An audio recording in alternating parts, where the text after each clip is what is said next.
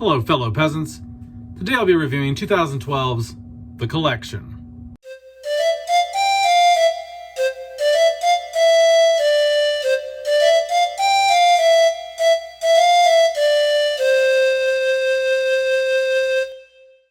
Alright guys, so just got done watching The Collection. This came out in 2012, and it is a direct sequel to The Collector from 2009. If you haven't seen my review for The Collector, go check that out. Anyway, what's this about? So, this takes place after the events of the first film. This rich guy's daughter goes to this nightclub to party, and her and all these other people in this nightclub have no clue that it's been rigged and set up by the Collector to massacre them. During the party, the rich guy's daughter goes into this room and she finds the red box, and Arkin's in there, the guy from the first film, the main character.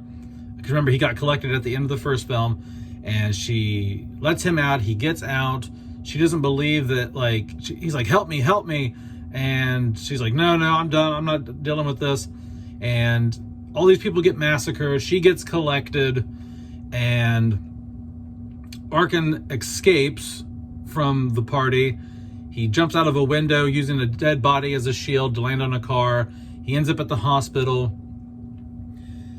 And a hired hitman / friend of the family of the rich daughter comes to Arkin's hospital room and says, hey, we need your help. We need you to help us find this guy. The police have not done their job to find the Collector. The justice system has failed. We need your help to find this guy, and you're the best shot we have at getting her back. And so that's basically what it's about. It's a team of people going in to find the Collector to save this guy's daughter. And the whole movie is just them going around this abandoned hospital and trying to avoid all these booby traps and trying to avoid getting killed by the Collector himself. So what do I like? What do I not like about The Collection? What I like about The Collection is, once again, the suspense. There are moments of really good suspense, like, oh, don't touch that, don't go in there, don't do that. You know what I mean? There's a lot of those moments in here. The acting in this, once again, is on par with the first film. It's good. It's good acting. It doesn't feel like cheap, shitty, B-rated, straight to red box acting. Okay. Once again, I really enjoy some of the characters in this. Arkin is a great character. I really like watching this guy act. The guy who portrays him, I think is his name Josh Stewart or something like that. Anyway, he does a great job once again. Even though he's like kind of a piece of crap, like after the first film, you've kind of have learned to accept him as he's a bad guy, but he's a good guy. So he's kind of like the hero in this again. And the cast all around does a good job of acting, especially him. You really like the characters. You care if the characters live or die in this film. The kills in this film, if you want to call them kills, are more brutal, I think, than in the first film. There's a lot of bear trap action again. There's explosions. The scene in the nightclub when the giant farm machine thing comes and basically it's like a farming combine that comes down on this nightclub and just chops all these people up. That's pretty brutal. Just the ways in which he kills people. This film feels very much more in the vein of Saw than the first film does. This film is very one location. I mean, granted, the first film is one location. They're in a house. But here it's much more expansive because you're in an abandoned hospital. So you have all these hallways, basements. There's just so many. It's like a huge labyrinth of just traps and fucked up shit going on. Okay. So yeah, I do like the setting. I think the setting is interesting. It's cool. There's drawbacks to it.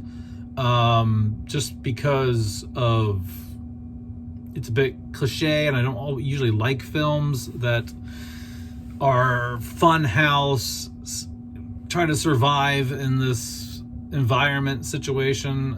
But this movie pulls it off better than others. Doesn't flawlessly pull it off, but it pulls it off better than other films that are similar.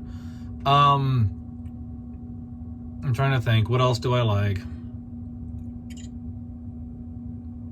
I like the ending. I like that, spoiler alert if you haven't seen this, I like that once it's all wrapped up and you think the collector's dead, he's not. Arkin goes to his house, his regular ass house, the killer's house. He's just like a regular dude, blue jeans, Carhartt jacket on. And Arkin goes to his house at the end and collects his ass and shuts the case on him. And that's how the film ends. You know, everyone gets out. Well, not everyone gets out alive, but, you know, the main girl's rescued. Arkin's the hero. I'm guessing there must have been some deal to where, like, he's not going to jail anymore for being a thief because he helped catch a mass serial killer. I'm guessing there was some sort of bargain there. And he goes and collects the collector. And that's how this film ends. That's how this chapter ends. So I like that. It's always cool to see when a killer goes back to their normal daily life. It's kind of like at the end of the movie, what's that movie? I have it. I have it on Blu-ray. It's set in a haunted theme park, and the killer goes home at the end, and he's just a normal dude. You know what I mean? I like when movies show like the killer being just a normal, average person at the end of the movie. What do I not like about the collection? What I don't like about the collection is, once again, just I'm not a big fan of films that are like booby trap. We're gonna try to survive, constant. You know, it's kind of like Rob Zombie's 31, where you're just in this environment, and there's just like all these different traps and hallways and ways to go, and people getting picked off in various rooms. Like, I just feel like that was a huge thing that was going on in the mid-2000s because of the Saw films, and I understand this is the same guy who's directed several of the films, but yeah, you know, I understand that that's like the flavor that he liked, and that's what was going on at the time, but I'm just not a huge fan of these pick off a group of people in a warehouse or, you know, type of setting for an hour and a half or longer. But this film managed to not be quite as drawn out. I get bored really quick when it's those, you know, types of films. And I think it managed to do a better job. But all in all, you know, that is a nitpick that I have of the film, is that they did this giant, we're going to pick people off slowly one by one through all these different booby traps and mechanisms. And I've seen it. Sometimes it feels like you've seen this movie 10 times before, you know. Another thing I don't like is, once again, just some of the, like earlier in the film at the nightclub, everyone's walking around having a good time. Yeah.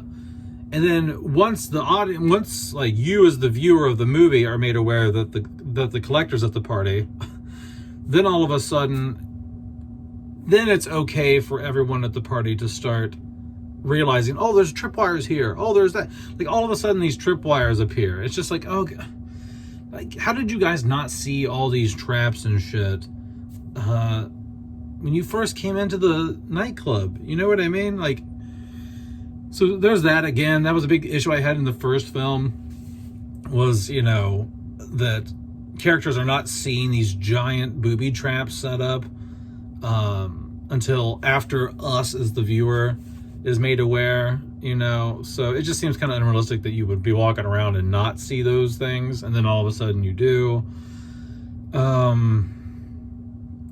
Trying to think of what else. I guess that's really about it. Do I like this movie as much as the first film? No. It does have its shortcomings, which, like I said, is the repetitive, cliche mid-2000s. Let's shove a bunch of people into this situation and pick them off one by one. And sometimes it feels like I'm just like, okay, I've seen this movie a million times. But all in all, guys, The Collection is another great film that's just like great, really cool kills, brutal killer. The killer in this, once again, is very, I guess this is another positive. The villain in this is still just as badass and just as brutal and psychopathic as he is in the first film. And